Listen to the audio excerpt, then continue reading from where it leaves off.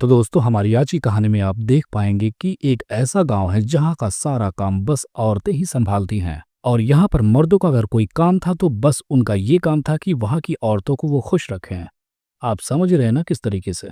अब कहानी में यहीं पर हमें एक लड़के मयून को दिखाया जाता है जो इसी गांव में रहता है, जिसका शारीरिक रूप से कमजोर होना पूरा गांव इस वजह से उसका मजाक बनाता था। अब हम देखते हैं एक दिन जब वो जंगल के रास्ते कहीं जा रहा होता है, उसी दौरान उसे कोई वरदान देता है। वहां उसे जंगल में एक जादुई पानी मिलता है जिसे पीने के बाद वो शारीरिक रूप से बहुत मजबूत और दिमाग से भी बहुत तेज हो जाता है।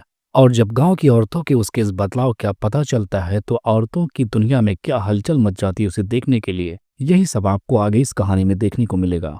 तो चलिए कहानी की शुरुआत करते हैं।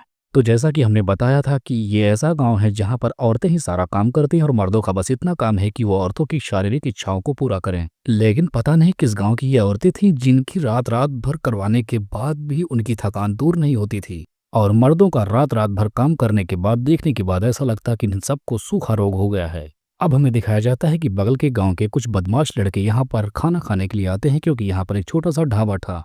और यहीं पर बदमाशों के एक सरदार की नजर मयून पर पड़ती है जो इस वक्त काफी ज्यादा कमजोर था। और अब वो उसके पास आकर उसका मजाक बनाता और उसे छेड़ने लगता है। मयून को इतना गुस्सा आता है कि वो जलते कोयले को अपने हाथ में लेकर पानी में फेंक देता है। ऐसा देखकर वो बदमाशों का सरदार मयून को थप्पड़ जड़ देता है और मयून भी जवाब में उस पर हमला करता है। यहाँ पर जब सरदार के साथी उन्हें बचाने के लिए आते हैं तो मयून उनके साथियों को भी ठोकाई कर देता है। अब इस गांव की सारी औरतें मयून को देखकर ये सोचती हैं कि जितनी बहादुरी से ये लड़ता है काश रात में भी उतनी बहादुरी से अपना काम कर पाता।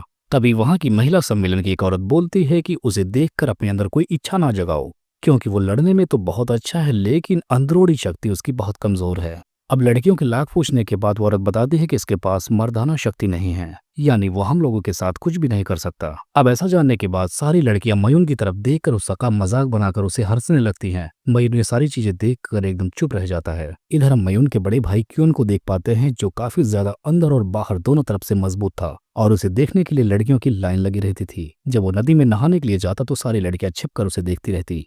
अब इधर मयून को देखते हैं, वो जहाँ कहीं भी बैठा रहता बस लड़कियां उसके भाई की ही तारीफ करती रहती। उसको अपनी कमजोरी को लेकर बहुत ज्यादा शिकायत थी, इसलिए वो हमेशा मायूस रहता था और दिन रात शराब पीकर तमाशा करता। और हर रात उसका भाई क्विन उसे बोरी की तरह अपने कंधे पर लेकर घर जाता। रास्ते में उसकी मुलाकात किम से होती है जो रास्ते में नदी के नाच रही थी। क्विन उसे देखता रह जाता है जिसके चलते उसका बैलेंस बिगड़ता और दोनों नदी में गिर जाते हैं। भीगने की वजह से वो दोनों जंगल के किनारे जाकर लकड़ियों में आग लगाकर सेकने लगते हैं। यहाँ पर दोनों एक दूसरे के आमने सामने थे लेकिन बात नहीं कर रहे थे, जिससे हम दोनों के बीच का तनाव साफ देख सकते थे। अब यहाँ पर 4 साल पीछे का फ्लैशबैक दिखाया जाता है जहाँ पर ये दोनों भाई एक मेले में सामान बेच रहे थे।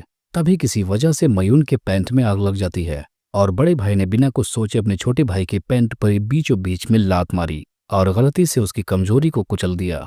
और तभी से मयून की जिंदगी के सारे दिए बुझ गए थे और इसी वजह से वो अपने भाई से बात नहीं करता था। कहानी अब वर्तमान में पहुंचती है जहां पर एक दिन गांव के सारे लड़के किम की तारीफ कर रहे होते हैं। एक बोलता है किम हर रात झील में नहाती है, दूसरा बोलता है कि चलो आज रात उसे देखा जाए। यहाँ मयून उनकी बातें सुन रहा होता है और रात में जब ये लोग नदी के पास पहुंचते हैं तो हम देखते हैं कि मयून भी इनके साथ में होता है। इस वक्त उसे देखकर सारे लोग उसका मजाक बना रहे होते हैं और यहीं पर किम जब नहाने आती है तो सारे लड़के देखकर उत्साहित हो जाते हैं और उसके भीगे हुए बदन को निहारने लगते हैं। मयून को लेकिन इससे फर्क नहीं पड़ रहा था, जिसके बाद किम कहती है कि मेरी जूती पानी में तैर रही है, क्या तुम उसे लेकर आओगे? ये सुनकर वो तीनों लोग रेस शुरू कर देते हैं जूती को पाने के लिए। अब अगले दिन हम देखते हैं किम अपने घर के बाहर एक मिठाई का डिब्बा पाती है जिसे मयून ने रखा था। यहाँ पर किम को लग जाता है कि मयून उसे पसंद करता है। अब हम देखते हैं वो मिठाई खाने के बाद फिर से आज शाम नदी में नहाने के लिए निकल जाती है और हम उन बदमाश लड़कों को देखते हैं जो उसे चुपके से देख रहे होते हैं। तभी गांव की और भी लड़कियां वहां पर नहाने के लिए आती हैं जो इन बदमाश लड़कों को ऐसा करते हुए देख लेती हैं। अब यहाँ पर लड़कियों को लगता है कि किम जानबूझकर ऐसा करते हैं कि ताकि सब लड़के उसे देखें। अब एक रात हम देखते हैं मयून का बड़ा भाई बोलता है कि मैं शादी करने वाला हूँ, जिस पर मयून बोलता है कि बधाई हो। लेकिन जब मयून का भाई ये दिखाता है कि वो किम से शादी करना चाहता है तो ये देखकर मयून का दिल टूट जाता है, क्योंकि मयून भी किम को अब पसंद करने लगा था। अब यहाँ पर मयून इतना उदास हो जाता है कि वो जंगल की तरफ निकल पड़ता है जहाँ पर उसे एक रस्सी में फंसा हुआ एक व्यक्ति दिखाता है और ये एक बाबा होता है जो जाल में फंस गया था। जब मयून उसे उस जाल से निकालता है तो बाबा उससे खुश होकर बोलता है कि तुम कोई भी वरदान मुझसे मांगो मैं उसे पूरा कर दूंगा। अब मयून उस बाबा को अपनी पूरी कहानी बताता है जिसमें वो अपनी मर्दाना कमजोरी की भी जिक्र करता है। तब वो बाबा उसे एक जगह बताता है जहाँ एक खंभे के नीचे एक जादुई जल है जिसे पीने के बाद उसकी शक्ति वापस लौट आएगी लेकिन ये बाबा उसे ये भी बताता है कि तुम कुछ ही बूंदे पीना, ज्यादा नहीं। अब हम देखते हैं मयूर उस जगह पर पहुंचता है जहां से वो पानी लेता है, लेकिन वो 2-4 बूंद पीने की जगह वो पूरा बाटला पी जाता है। अब सुबह जब मयूर अपने घर पे लौटता है तो उसे पता चलता है कि गांव के सारे मर्द एक युद्ध में चले गए हैं। और यहाँ पर उसे पता चलता है कि वो मर्दाना और शारीरिक दोनों तरह से बहुत मजबूत हो गया है। यहाँ तक कि जब वो नंबर 1 करने जाता तो उसकी ताकत से लहरें उठ जाती, जिसे देखकर पूरे गांव वाले चौंक जाते। अब ऐसा होने के बाद से जो औरतें उसका मजाक बनाती थी, अब वो उसे लालची नजरों से देखने लगती थी। सारे मर्द युद्ध में थे, अब गांव में कोई नहीं था जो औरतों की शारीरिक सुख को पूरा कर सके। मयून ये सब कुछ देखकर बहुत खुश था, लेकिन खुद पर अभी तक काबू किए था। एक दिन शो नाम की औरत उसके करीब आती है और उसे लुभाने की कोशिश करती है, लेकिन शो की हरकतें देखकर मयून खुद को उससे रोक नहीं पाता। अब यहाँ पर दोनों एक दूसरे के साथ जबरदस्त रोमांस करते हैं, जिसे गांव की औरतें देखकर सह नहीं पाती। अब जब शो से गांव की सारी औरतें पूछती हैं कि तुम्हारे साथ उसने क्या किया, तब वो बताते हैं कि बस इतना जान लो कि अब 2 महीने तक मुझे चलना मुश्किल हो जाएगा। ये सुनने के बाद सारी औरतें दंग रह जाती हैं।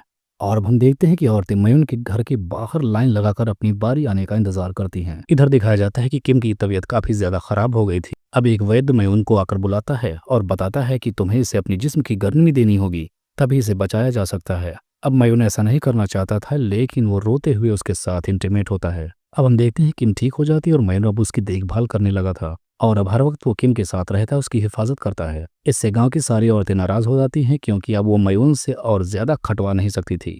कुछ वक्त गुजरने के बाद हम देखते हैं कि गांव की सारी महिलाएं गर्भवती हो जाती हैं और इसी दौरान उनके पति युद्ध से लौटते भी हैं और ये जान जाते हैं कि मयून ने ही गांव की सारी औरतों को प्रेग्नेंट कर दिया है। जिसके बाद सारे मर्द मिलकर मयून को मारने के लिए उसे दौड़ा लेते हैं। अब वक्त गुजर जाता है और 5 साल बाद का वक्त दिखाया जाता है, जहां पर हम मयून के बहुत सारे बच्चों को देखते हैं जिनके अंदर वही मयून वाली ताकत थी।